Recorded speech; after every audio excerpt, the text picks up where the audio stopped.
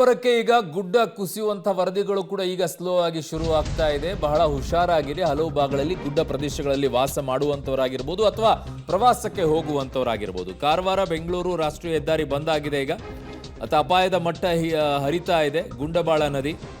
ಹೊನ್ನಾವರ ತಾಲೂಕಿನ 5 ಗ್ರಾಮಗಳ ಶಾಲೆಗಳಿಗೆ ರಜೆಯನ್ನ ಘೋಷಣೆ ಮಾಡಲಾಗಿದೆ. 5 ಗ್ರಾಮಗಳ ಶಾಲೆಗಳಿಗೆ ರಜೆ ಘೋಷಣೆ ಮಾಡಿದ್ದಾರೆ. ಇದು ಕರಾವಳಿ ಭಾಗಗಳಲ್ಲಿ ಆಗುವಂಥದ್ದು. ಉತ್ತರ ಕನ್ನಡ, ದಕ್ಷಿಣ ಕನ್ನಡ ಈ ಭಾಗಗಳಲ್ಲಿ ಹೆಚ್ಚಿನ ರೀತಿಯಾದಂಥ ಸಮಸ್ಯೆಗಳನ್ನು ಉಂಟು ಮಾಡುತ್ತೆ ಇದು.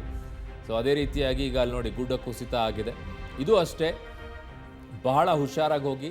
ಆಮೇಲೆ ಘಾಟ್ ಸೆಕ್ಷನ್ಸ್ಗಳಲ್ಲೆಲ್ಲ ಡ್ರೈವ್ ಮಾಡಬೇಕಾದ್ರೆ ತುಂಬ ಎಡ್ಜಲ್ಲೆಲ್ಲ ಗಾಡಿಯನ್ನು ಓಡಿಸೋಕ್ಕೆ ಹೋಗಬೇಡಿ. ಕಾರಣ ಮಳೆಯೆಲ್ಲ ಬಂದು ಎಡ್ಜ್ ಬಿರುಕು ಬಿಟ್ಟಿರುತ್ತೆ. ನಿಮ್ಮ ವೇಟಿಗೆ ಅದು ಆ ಕಡೆಗೆ ವಾಲುವಂಥ ಸಾಧ್ಯತೆಯೂ ಕೂಡ ಇರುತ್ತೆ. ದಯವಿಟ್ಟು ಘಾಟ್ ಸೆಕ್ಷನ್ಗಳೆಲ್ಲ ಹೋಗಬೇಕಾದ್ರೆ ಹುಷಾರು. ಸಾಧ್ಯ ಆದರೆ ಅವಾಯ್ಡೇ ಮಾಡ್ಕೊಳ್ಳಿ. ಏನು ಅನಿವಾರ್ಯತೆ ಇದೆ ಅಂದರೆ ಮಾತ್ರ ಹೋಗಿ. ಆಮೇಲೆ ಇವುಗಳನ್ನೆಲ್ಲ ನಿಯಮಗಳನ್ನು ಹಾಕಿಬಿಡಿ. ಈ ಸಂದರ್ಭದಲ್ಲಿ ತುಂಬ ಹುಷಾರಾಗಿ ಜಾಗೃತರಾಗಿ ಹೋಗಬೇಕು ಅಂತ ಹೇಳಿ. ನಾನೇನೋ ಹೋಗ್ಬಿಡ್ತೀನಿ, ಬೇಗ ಅರ್ಜೆಂಟಲ್ಲಿ ತಲುಪಬೇಕು ಅಂತ ಹೇಳ್ಬಿಟ್ಟು ಎಡ್ಜಲ್ಲೆಲ್ಲ ಅಂತ ಹೇಳಿ ಶೋ ಆಫ್ ಮಾಡ್ಕೊಳಕ್ಕೆ ಹೋಗ್ಬಿಟ್ಟು ಕೆಳಗಡೆಗೆಲ್ಲ ಬೀಳಕ್ಕೆ ಹೋಗ್ಬಿಟ್ಟು ಹುಷಾರಾಗಿರಿ. ಗುಡ್ಡ ಕುಸಿತಗಳೆಲ್ಲ ಜಾಸ್ತಿ ಆಗ್ತಿದೆ.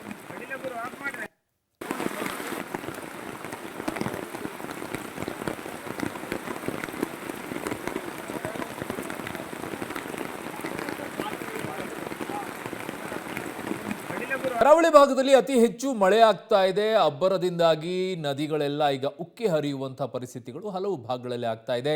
ಕೆಲವು ಭಾಗಗಳಲ್ಲಿ ಇನ್ನೂ ಕೂಡ ಮಳೆ ಕಡಿಮೆ ಇದೆ. ಕುಮಟಾ ಶಿರ್ಸಿ ಕುಮಟಾ ಹೆದ್ದಾರಿ ಬಂದ್ ಆಗಿದೆ. ಕುಮಟಾ ಶಿರ್ಸಿ ಹೈವೇನಲ್ಲಿ ನೀರಲ್ಲಿ ಬಸ್ ಒಂದು ಸಿಲುಕಿದೆ. ಈ ದುಸ್ಸಾಹಸಕ್ಕೆ ಹೋಗಬೇಡಿ ಅಂತ ಹೇಳಿದ್ವಿ, ಕೇಳಿಸ್ಕೊಳ್ಳಲ್ಲ. ಚಂಡಿಕಾ ಹೊಳೆ ನೀರಿನ ರಭಸಕ್ಕೆ ಈಗ ಬಸ್ ಸಿಲುಕಿದೆ. ಖಾಸಗಿ ಬಸ್ನಲ್ಲಿ ಸಿಲುಕಿದಂಥ ಪ್ರಯಾಣಿಕರನ್ನ ಈಗ ರಕ್ಷಣೆ ಮಾಡಲಾಗಿದೆ. ದಯವಿಟ್ಟು ಈ ವಿಚಾರದಲ್ಲಿ ಸಾರಿಗೆ ಸಚಿವರು ನೀವೇ ಒಂದು ಕಡ್ಡಾಯವಾಗಿ ಒಂದು ಆದೇಶ ಹೊರಡಿಸಿದ್ರೂ ಕೂಡ ಒಳ್ಳೆಯದಂತ ಕಾಣಿಸುತ್ತೆ. ಯಾವುದೇ ಕಾರಣಕ್ಕೂ ಕೂಡ ಸರ್ಕಾರಿ ಬಸ್ಗಳು ಈ ರೀತಿಯಾಗಿ ದುಸ್ಸಾಹಸಕ್ಕೂ ಹೋಗಬಾರ್ದು, ಖಾಸಗಿ ಬಸ್ಗಳು ಕೂಡ ದುಸ್ಸಾಹಸಕ್ಕೆ ಹೋಗಬಾರ್ದು. ಯಾರು ಕೂಡ ಹರಿಯೋ ನದಿ ಏನಾದರೂ ಸೇತುವೆ ಮೇಲೆ ಇದ್ದರೆ ದಯವಿಟ್ಟು ಅಲ್ಲಿ ವಾಹನಗಳಿಗೂ ಕೂಡ ಬ್ರೇಕ್ ಹಾಕಿಬಿಡಿ ಈಗಲೇ.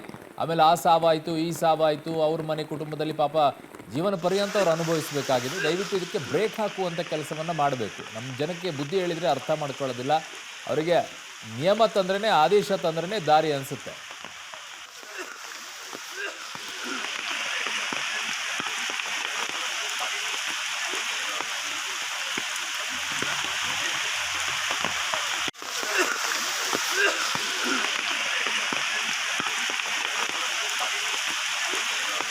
ಈ ದೃಶ್ಯವನ್ನ ನೋಡ್ತಾ ಇದ್ದೀರಾ? ಈ ದೃಶ್ಯ ಚಂಡಿಕಾ ಹೊಳೆ, ಅದು ನೀರು ಹರಿತಾ ಇರುವಂಥದ್ದು.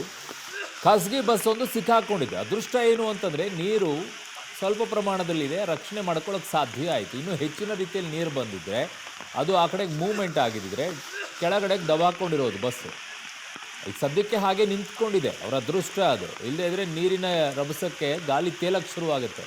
ಬಸ್ ಎಳ್ಕೊಂಡು ಕೆಳಗಡೆ ಹೋಗಿ ಬೀಳುತ್ತೆ. ಉಳಿತಾರ ಇಂಥದಕ್ಕೆಲ್ಲ? ಯಾರ್ರೀ ಇಂಥವರೆಲ್ಲ?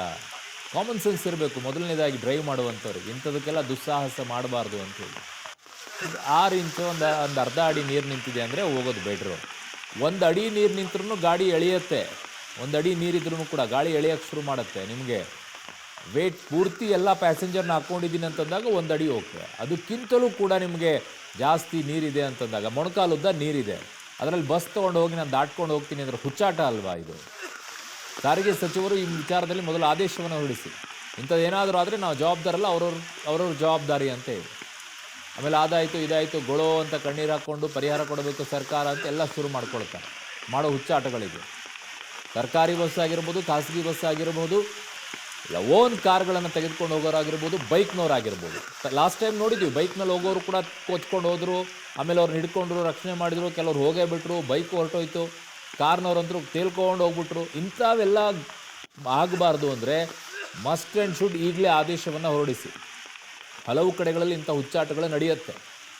ಏನು ನಾನು ದಾಟ್ಸ್ಕೊಂಡ್ಬಿಡ್ತೀನಿ, ನನ್ನ ಹತ್ರ ಪವರ್ ಇದೆ, ಏನು ಇವ್ರ ಮೇಲಿಂದ ಇಳಿದು ಬಂದಿರ್ತಾರೆ, ಎಕ್ಸ್ಟ್ರಾಆರ್ಡಿನರಿ. ನೀರಿನ ಮುಂದೆ ಯಾವುದೂ ಇಲ್ಲ, ಎತ್ಕೊಂಡು ಹೋಗ್ತಾ ಇರುತ್ತೆ ಅಷ್ಟೇ. ಏನು ಸಿಕ್ಕರೂ ಅಷ್ಟೇ ಎತ್ಕೊಂಡು ಹೋಗ್ತಾ ಇರುತ್ತೆ. ಅಲ್ಲಿ ಹೋಗ್ಬಿಟ್ಟು ಈ ರೀತಿ ಹುಚ್ಚಾಟ ಮಾಡ್ಕೊಂಡು, ಅಲ್ಲಿ ಪಾಪ ಅದೃಷ್ಟ ಏನು ಅಂದರೆ ಎಲ್ಲರನ್ನೂ ರಕ್ಷಣೆ ಮಾಡಿದಾರಲ್ಲಿ. ಏನಾದರೂ ಆಗಿದ್ದಿದ್ರೆ ಯಾಕ್ರಿ ಇಂಥವೆಲ್ಲ ಹುಚ್ಚಾಟ ಮಾಡ್ತೀರಾ?